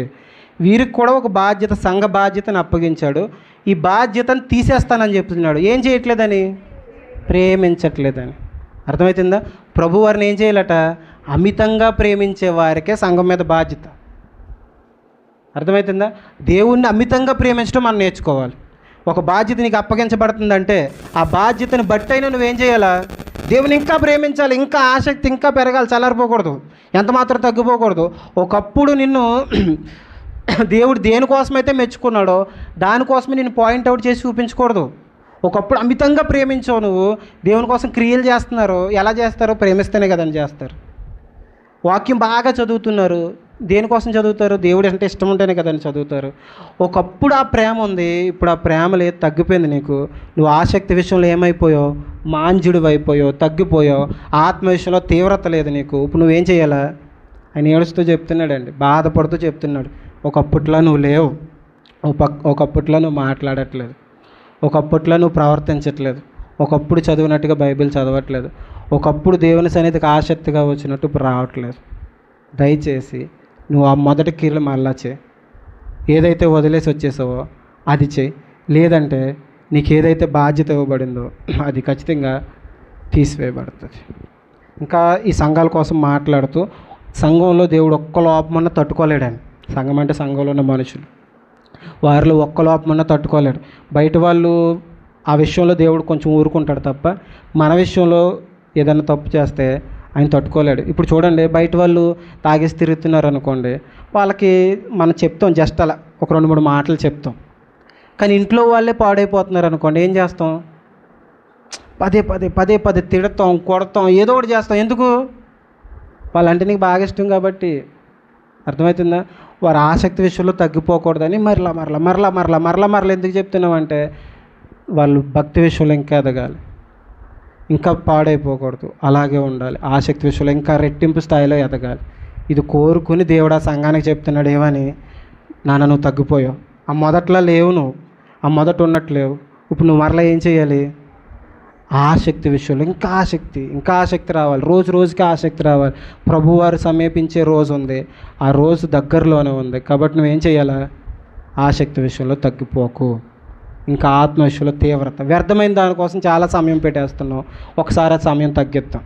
ముగించేసుకుందాం. ఒక్క నిమిషం జాగ్రత్తగా వినండి. వ్యర్థమైన దానికోసం చాలా సమయం పెట్టేస్తున్నాం మనం.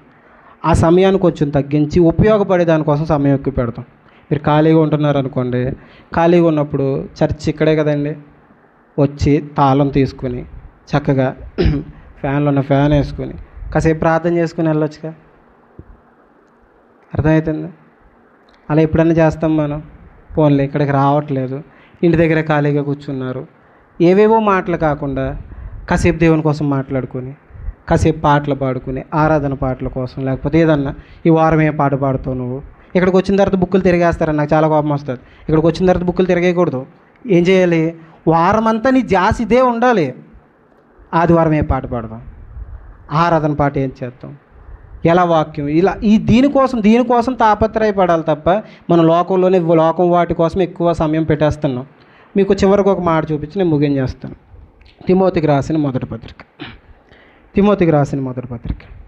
సమయం ఎక్కువ తీసుకుంటున్నానని ఏమనుకోకండి, ముగించేసుకుందాం. తిమోతికి రాసిన మొదటి పత్రిక 6వ అధ్యాయం 10-11 వచనాలు చదువుకుందాం. చూడండి. ఎందుకనగా ధనాపేక్ష సమస్తమైన కీడులకు మూలం. కొందరు దానిని ఆశించి విశ్వాసము నుండి తొలగిపోయిరి. జాగ్రత్తగా ఒక్కసారి విందామా?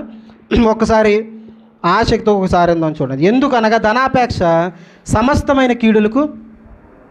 ధనాపేక్ష అంటే ఇంకా డబ్బులు సంపాదించేయాలి, డబ్బులు సంపాదించొద్దని కాదు, ఆపేక్ష వద్దు. ధనం సంపాదించడం తప్పు కాదు, ధనాపేక్ష ఉండడం తప్పు. డబ్బు మీద పిచ్చి ఉండడం తప్పు. ఈ ధనాపేక్ష వల్ల చాలామంది ఏం చేశారట, సమస్తమైన కీడులకు మూలం అంటేది ధనాపేక్ష. డబ్బు అంటే పిచ్చి ఉంటే, ఈ డబ్బు అంటే పిచ్చి సమస్తమైన కీడులకు మూలం ఇదేనట. అర్థమవుతుందా? ఈరోజు కుటుంబాలు విడిపోవడానికి కారణం ఏంటి? డబ్బు. అన్నదమ్ములు కొట్టేసుకోవడానికి కారణం ఏంటి? పక్కింటి వాళ్ళకి మనకి పడట్లేదంటే కారణం ఏంటి? సరిహద్దు స్థలాలు. అర్థమవుతుందా? ఏంటది? డబ్బు వల్లే ఇవన్నీ జరుగుతుంటాయి. ఈ ధనాపేక్ష వద్దు. నీది నువ్వు ఉంచుకో స్థలం, పక్కన స్థలం వైపు వెళ్ళకు. అర్థమవుతుందా? గమనించండి, బైబిల్లో మాట రాయబడి ఉంటుంది, వచ్చిన నాకు గుర్తులేదు కానీ మీకు మరలా వచ్చే వారం జ్ఞాపకం చేస్తాను. సరిహద్దు రాళ్ళు జరపొద్దని కూడా బైబిల్లో ఉంటుంది తెలుసా? సరిహద్దు రాళ్ళు ఏం చేయొద్దట, జరపొద్దు అంటాడంటే చాలామంది ఏం చేస్తున్నారు? అర్థమవుతుందా? జరపొద్దని చెప్తున్నాడని జరిపేసే వాళ్ళు ఉన్నారని. అర్థమవుతుందా? ఇదంతా నాదే, అక్కడ దాకా నాదే, ఇక్కడ దాకా నాదే, మీ ఇంట్లో కూడా అది చెప్తున్నారంటే అర్థం ఏంటి? ధనాపేక్ష అంటారు దాన్ని. అర్థమవుతుందా? ఇది నాది, అది నాది, అక్కడ ఉంది నా స్థలం, ఇక్కడ దాకా ఉంది, ఇయ్యి ఉంది అనేసి నువ్వు పిచ్చెక్కిపోయినట్టు స్థలాల కోసం, పొలాల కోసం, డబ్బుల కోసం తాపత్రయపోయి పక్కన వాళ్ళతో సైతం గొడవలు పెడేసుకున్నావు. నీ ధనాపేక్ష పిచ్చి నీకు. అది సమస్తమైన కీడులకు మూలం. అర్థమవుతుందా? ఈ సమస్తమైన కీడులకు మూలం ఏంటంటే ధనాపేక్ష. ఈ ధనాపేక్ష సమస్తమైన కీడులకు మూలం. కొందరు దానిని ఆశించి, దేన్ని ఆశించి? ధనాన్ని ఆశించి ఏం చేశారట? విశ్వాసం విషయంలో ఏమైపోయారట? తొలగిపోయి నానా బాధలతో తమ్మను తామే పొడుచుకుంటున్నారట. అందుకు సమస్తమైన కీడులకు మూలం అని చెప్తున్నారు. డబ్బు కోసం విశ్వాసం నుంచి ఏమైపోయారట? తొలగిపోయి తమ్మును తామే అంటే తమకు తామే హాని చేసుకుంటున్నారట. విశ్వాసం విషయంలో ఏమైపోయారు అంటే దేవుని వదిలేశారట. అర్థమవుతుందా? దేవుని వదిలేశారట. దేనికోసం? డబ్బుల కోసం దేవుని వదిలేసేవారు ఉన్నారా? నేను వదిలేసాను అన్న వాళ్ళు చేస్తాను. ఒకసారి ఆదివారం మీరు పనికి వెళ్ళి చర్చి మానేసి పనికి వెళ్ళారు అనుకోండి, దేనికోసం వెళ్తారు పనికి? డబ్బుల కోసమేనా? డబ్బుల కోసమే పనికి వెళ్తారు కదండి. అప్పుడు మీరు ఏం చేసినట్టు? ధనం కోసం దేని వదిలేశారు? అర్థమవుతుందా? ఇప్పుడు గమనించండి, ధనాపేక్ష సమస్తమైన కీడులకి మూలమాట. కొంతమంది దీన్ని ఆశించి ఏం చేశారు? విశ్వాసం నుంచి తొలగిపోయి తమను తామే నాశనం చేసుకున్నారట. ఒక వారం చచ్చి మానేస్తే ఏమవుతుంది? ఇన్ని విలువైన మాటలు కోల్పోతాం, ఆసక్తి విషయంలో తగ్గిపోతాం, ఆత్మ విషయంలో తీవ్రత తగ్గిపోద్ది. ఆత్మ విషయంలో తీవ్రత తగ్గిపోతే ఏం జరుగుతుంది? అనేకమైన శోధనలు వస్తాయి. పాలు చల్లారిపోతే ఏమవుతుంది? అర్థమవుతుందా? మంట మండుతూనే ఉండాలి. మంట మండాలంటే వినాలి, వింటేనే విశ్వాసం వస్తుంది. అప్పుడే ఆత్మ యందు తీవ్రత కలిగిన వారం అవుతాం. ఆ మాట ఇంకా చదువుదాం చూడండి.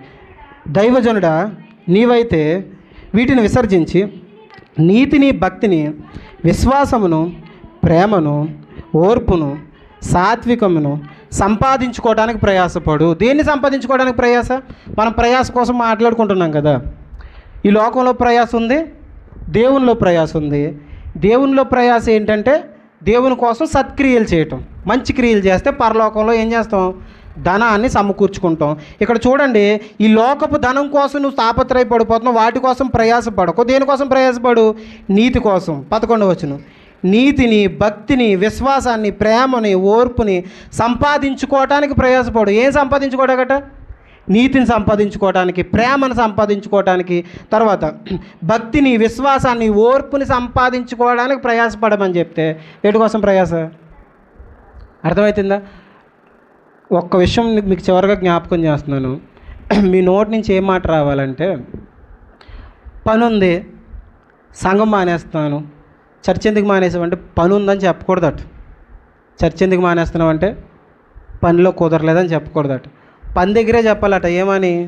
నాకు ఆదివారం చర్చ్ ఉంది, పనికి రావటం కుదరదని చెప్పాలట. ఇది విశ్వాస లక్షణం. అర్థమవుతుందా? ఆదివారం నాకేముంది? మందిరం ఉంది, నేను రాను. ఎందుకు రాను? నేను నా దేవుడి మాటలు వినాలి. అది ఎంత ఇంపార్టెంట్ అంటే నేను రాను. నాకు కుదరదు. నేను ఖచ్చితంగా ఎక్కడ ఉండాలి? దేవుని మందిరంలో ఉండాలి. అర్థమవుతుందా? దేవుని మందిరంలో ఉండాలి. ఇంకా తప్పనిసరి ఇంకా కుదరదన్న సమయంలో ఒకవేళ మానేస్తే అప్పుడు దేవుడు అర్థం చేసుకుంటాడు. కానీ ప్రతి చిన్నదానికి మనం వెళ్ళిపోతున్నాం అనుకోండి, అప్పుడు ఏమంటాడు దేవుడు? ఏమంటాడు? నువ్వు విశ్వాసం నుంచి దేనికోసం తొలగిపోయావు? ధనాపేక్ష, డబ్బుల కోసం. దేవుడు మనల్ని పోషించలేడండి. ఇప్పుడు ఆదివారం ఒక రోజు మానేస్తే మిగతా రోజులు దేవుడు పని ఇవ్వడా? ఇస్తాడు ఇవ్వడా? ఖచ్చితంగా ఇస్తాడు. నువ్వు ఆదివారం మానేసి పనికి వెళ్ళిపోతున్నావు, మిగతా రోజులు పని ఉంటుంది అనుకుంటున్నారా? ఉన్న డబ్బులంతా పట్టుకెళ్ళి ఎక్కడ పెట్టాలి? నిజంగా అక్కడే పెట్టాలి. ఆదివారం ఒక రోజు విశ్రాంతి అని దేవుడు ఎందుకు ఇచ్చాడు? రెస్ట్ తీసుకోరా నాయన అని. ఆ రోజు కూడా మనం మానేసి వెళ్ళిపోతున్నాం అనుకోండి, పట్టుకెళ్ళి ధనాగారంలో జమ చేయాల్సి వస్తుంది. ఏ ధనాగారం అది? డాక్టర్ గారికి ఇవ్వాలి, వాళ్ళు తినేసి బాగా. కాబట్టి జాగ్రత్తగా ఆసక్తి దేని మీద చూపించాలో వాటి మీద చూపించాలి. మీకు చివరికి ఒక మాట చెప్తాను. ఇది ఎంతవరకు నిజమో నాకు తెలియదు, కానీ వాడు చెప్పాడు, మీకు చెప్తున్నాను. ఫస్ట్ క్లాస్ వచ్చింది కదా మనస్వి, గంటి నాగేశాల కూతురు. వాడికి ఫోన్ చేశాను నేను. అస్తమని నాకు ఫోన్ చేస్తుంటాడు, వీడియో కాల్ చేస్తుంటాడు. అది చేస్తున్నప్పుడు మీ చెల్లి ఫస్ట్ వచ్చిందిరా అని చెప్పాను నేను. అడిగి తెలుసు, నేను మరలోసారి జ్ఞాపకం చేశాను. అప్పుడు జ్ఞాపకం చేస్తే మా చెల్లి ఎందుకు ఫస్ట్ వచ్చిందో తెలుసా అన్నాడు వాడు. ఎందుకురా అన్నాను. మా చెల్లి ప్రతిరోజు నేను చూడలేదు కదండి, అందుకే కన్ఫర్మ్ చేసి చెప్పట్లేదు. వాడు చెప్పాడు, మీకు చెప్తున్నాను అంతే. మా చెల్లి ఉదయాన్నే లేచి ఫస్ట్ బైబిల్ తీసుకుని బైబిల్ చదువుకున్న తర్వాత ప్రార్థన చేసుకుని అప్పుడు పుస్తకం తీసి చదువుకుంటుంది అటు. ఉదయాన్నే తెల్లవారుజామున లేచి ట్యూషన్కి వెళ్తుంది కదా తను. వెళ్ళడానికంటే ముందు ఇంటి దగ్గర మోకాళ్ళు వేసి ప్రార్థన చేసుకుని బైబిల్ కాసేపు చదువుకుని అప్పుడు వెళ్ళి చదువుకునేదట. అందుకు మా చెల్లి ఫస్ట్ వచ్చింది అన్నాడు. అర్థమవుతుందా? ఎంత బాగా అర్థం చేసుకున్నాడు చూడండి. ఇప్పుడు బాగా మీ చెల్లి ఫస్ట్ వచ్చిందంట, మా చెల్లి చాలా బాగా చదువుతుంది అనలేదు. అర్థమవుతుందా? మనమైతే ఏమంటాం చెప్పండి? పాపం చాలా కష్టపడి చదివేసింది, అందుకే ఫస్ట్ వచ్చింది. ఆడు ఏం అర్థం చేసుకున్నాడు? నిజంగానండి, వాడి కోసం చెప్తున్నాను కాదు, కానీ ఒకరోజు ప్రశ్న అడిగాడు. ఆ సమాధానం చెప్పడానికి నేను తడబడిపోయింది తెలుసా. ఒకరోజు వాడికి చెప్తే వాక్యం చెప్తే అర్థం కాదని ఫోన్లో ఒక వీడియో చూపిస్తున్నాను నేను. ఫోన్లో ఒక వీడియో చూపిస్తుంటే యేసుక్రీస్తు వారు అద్భుతాలు చేస్తున్నారు. యేసుక్రీస్తు వారు అద్భుతాలు చేస్తుంటే కళ్ళు లేని వాళ్ళకి కళ్ళు లేని వాళ్ళకి కళ్ళు ఇస్తున్నారు, కాళ్ళు లేని వాళ్ళకి కాళ్ళు ఇస్తున్నారు. ఈ అద్భుతాలు చూశాడు. ఈ అద్భుతాలు చూసిన తర్వాత వాడు ప్రశ్న అడిగాడు నన్ను. ఏంటంటే ఏసై దగ్గరికి వస్తే ఇవన్నీ చేస్తారని. ఆడి మాటల్లో మీకు చెప్తున్నాను, మరి ఆడి మాటలు చెప్తే మీకు అర్థం కాదు కదా. ఏసై దగ్గరికి వస్తే ఇవన్నీ చేస్తారా అని. చేస్తారా అని చెప్పాను నేను. మరి నాకెందుకు చేయలేదు అన్నాడు. నిజంగానే తడబడ్డాను నేను చెప్పడానికి. నాకు ఎందుకు చేయలేదు, నాకు మాటలు ఎందుకు రావట్లేదు, నేను చర్చకు వస్తున్నాను కదా, నాకు ఎందుకు రావట్లేదు మాట్లాడినాడు. అర్థమవుతుంది. అప్పుడు నేను కాసేపు ఆలోచించుకుని మాట చెప్పాను. చిన్నప్పుడు నువ్వు పుట్టినప్పుడు చాలా చిన్నపిల్లడు పుట్టావురా, నువ్వు చచ్చిపోతావు అన్నారు. నువ్వు చచ్చిపోతావు అన్నప్పుడు మీ అమ్మగారు తీసుకెళ్ళి ఒక పాస్టర్ గారికి, ఆయన ఏదో పేరు చెప్తారండి, ఒక సాములవారు అనుకుంటా, ఆయన దగ్గరికి తీసుకెళ్ళేసి ప్రార్థన చేయించారు. అలా ప్రార్థన చేయించేటప్పుడు నువ్వు బ్రతికవరా, నువ్వు చచ్చిపోతావు అనుకున్నావు, నువ్వు బతకాల్సినోడువు కాదు, నువ్వు చచ్చిపోవాల్సినోడివే, దేవుడు నిన్ను బతికించి ఇప్పటి వరకు నిలబెట్టాడు, మొన్నటి వరకు నీకు మాటలు వచ్చాయా అన్నాను. రాలేదు అన్నాడు. మరి ఎందుకు వస్తున్నాయి ఇప్పుడు మెల్లమెల్లగా మాట్లాడటం ఎందుకు వస్తుంది? అనేసి నిజంగా దేవుడి వల్ల అని అప్పుడు ఒప్పుకున్నాడు. నిజంగా వాడి కోసం చెప్తున్నాను కాదు, కానీ వినండి. తప్పు చేస్తే నరకానికి వెళ్ళిపోతారు, యేసుక్రీస్తు వారు నమ్ముకుని మందిరానికి వస్తే పరలోకానికి వెళ్తారు. ఈ విషయం వాడికి అర్థమయ్యేలా చెప్పడానికి నేను ఎన్ని రోజులు కష్టపడ్డాను తెలుసా? ఈ విషయం వాడికి అర్థమయ్యేలా చెప్పడానికి, సువార్త చెప్పడానికి చాలా రోజులు కష్టపడ్డాను. యేసుక్రీస్తు వారు నమ్ముకుని మందిరానికి వెళ్ళి భక్తిగా ఉంటే పరలోకం వెళ్తారు, మన ఇష్టానుసారంగా లోకంలో బతికితే నరకానికి వెళ్ళి. ఇప్పటికీ మీ ఇద్దరం ఎప్పుడైనా కలిసామనుకోండి, ఎవరన్నా ఏదన్నా మంత అవుతున్న వాళ్ళు అలా కనిపించారు అనుకోండి, వాడు ఏమన్నాడు తెలుసా? వెళ్ళిపోతాడు. ఎక్కడికి వెళ్ళిపోతాడు? అలాగంటాడు. అర్థమవుతుందా? ఇవన్నీ ఎందుకు చెప్తున్నానంటే, వాళ్ళ చెల్లి పాస్ అయితే దేవుడికి ప్రాధాన్యత ఇచ్చింది కాబట్టి పాస్ అయిందని చెప్పాడు. ఆ మాట కోసం చెప్తున్నాను ఇవన్నీ నేను. మన చదువులు బాగుండాలంటే దేవునికి ప్రాధాన్యత ఇవ్వాలి, చదవద్దని కాదు. మన చదువు ఇంకా బాగుండాలంటే దేవునికి ప్రాధాన్యత. మన పని బాగుండాలంటే, మన ఉద్యోగాలు బాగుండాలంటే దేవునికి మొట్టమొదటి ప్రాధాన్యత ఇచ్చేయాలి. దేవునికి మొట్టమొదటి ప్రాధాన్యత ఇచ్చేస్తే సమస్తాన్ని ఆయన చక్కబెడతాడు. మీకు ఒక సీక్రెట్ చెప్పిన, మనం ఆశీర్వాదాల కోసం వెతుకుతాం కదండి. ఆశీర్వాదాల కోసం, ప్రభా నాకు ఏదన్నా ఇవ్వి అని వెతుకుతామా? ఇప్పుడు ఒక సీక్రెట్ ఏంటంటే, మొట్టమొదటిగా ఆయన నీతిని, ఆయన రాజ్యాన్ని వెతికితే సమస్తాన్ని ఆయనే దయచేస్తాడట, సమకూరుస్తాడు ఖచ్చితంగా. మొట్టమొదటిగా చేయాల్సిన పని ఏంటంటే, ఆయన నీతిని, ఆయన రాజ్యాన్ని వెతికితే సమస్తాన్ని ఆయన ఇచ్చేస్తాడు. మనం ఏం చేస్తామంటే, మొట్టమొదటిగా నీతిని రాజ్యాన్ని ఎతకో, వెనకాల ఇవ్వాల్సిన దానికోసం చూస్తాం. అర్థమవుతుందా? మొట్టమొదటి ప్రాధాన్యత ఆయనకి ఇచ్చేయండి. మీరు చదువుకునే వాళ్ళైతే చదవటానికంటే ముందు బైబిల్ తీసి ప్రార్థన చేసుకుని చదవండి. మీరు పనికి వెళ్ళే వాళ్ళైతే పనికి వెళ్ళే ముందు ప్రార్థన చేసుకుని బైబిల్ చదువుకుని పనికి వెళ్ళండి. మీరు ఉద్యోగం చేసే వాళ్ళైతే ఉదయాన్నే లేచి ప్రార్థన చేసుకుని చక్కగా ప్రార్థనకు బయలుదేరండి. ప్రతి విషయంలో దేవునికి మొట్టమొదటి ప్రాధాన్యత ఇచ్చేసారనుకోండి, దేవుని మందిరానికి ఎక్కువగా ఆసక్తి, వాక్యం చదవటానికి ఆసక్తి. ఈ వ్యర్థం కాని ప్రయాస కోసం కష్టపడండి. దేవుని కోసం ఖర్చు పెట్టే ప్రతి రూపాయి, దేవుని కోసం కష్టపడిన చెమట వచ్చిన ప్రతి చెమట బొట్టు కూడా ఆయన దాచుకుంటాడు. ప్రార్థన చేసేటప్పుడు నువ్వు ప్రార్థన చేసి కన్నీరు కారుస్తున్న ప్రతి ఆ కన్నీటి బొట్టుని ఆయన బుడ్డిలో దాచుకుంటాడు. ఇది వ్యర్థం కాదు. వ్యర్థం కాని దానికోసమేమో మనం ఏం ప్రయాసపడం, ఆ వ్యర్థమైపోయే దానికోసమేమో టైం ఎక్కువ పెట్టేస్తుంటాం. అర్థమవుతుందా? ఈ విషయంలో మాత్రం ఎంత మాత్రం రాజీ పడొద్దు. దేవుని కోసమే సమయాన్ని ఎక్కువ హెచ్చించాలి. అలాంటి విశ్వాసులుగా మనం అందరూ ఉండుదాం గాక. ప్రార్థన చేసుకుందాం. మోకరించండి, అందరూ మోకరించండి. కొద్ది నిమిషాలు ప్రార్థన చేసుకుని సెలవు తీసుకుందాం. అందరూ మోకరించండి. కొంచెం కుర్చీలు పక్కకు తీసేయండి. ప్రార్థన పూర్వకంగా రొట్టె ద్రాక్షరసం తీసుకుందాం. చెప్పబడిన మాటలు బట్టి ప్రార్థన చేసుకుందాం. చెప్పబడిన మాటలు బట్టి ప్రార్థన చేద్దాం. మనం నిజంగా వ్యర్థమైన దానికోసం ప్రయాసపడుతున్నామేమో.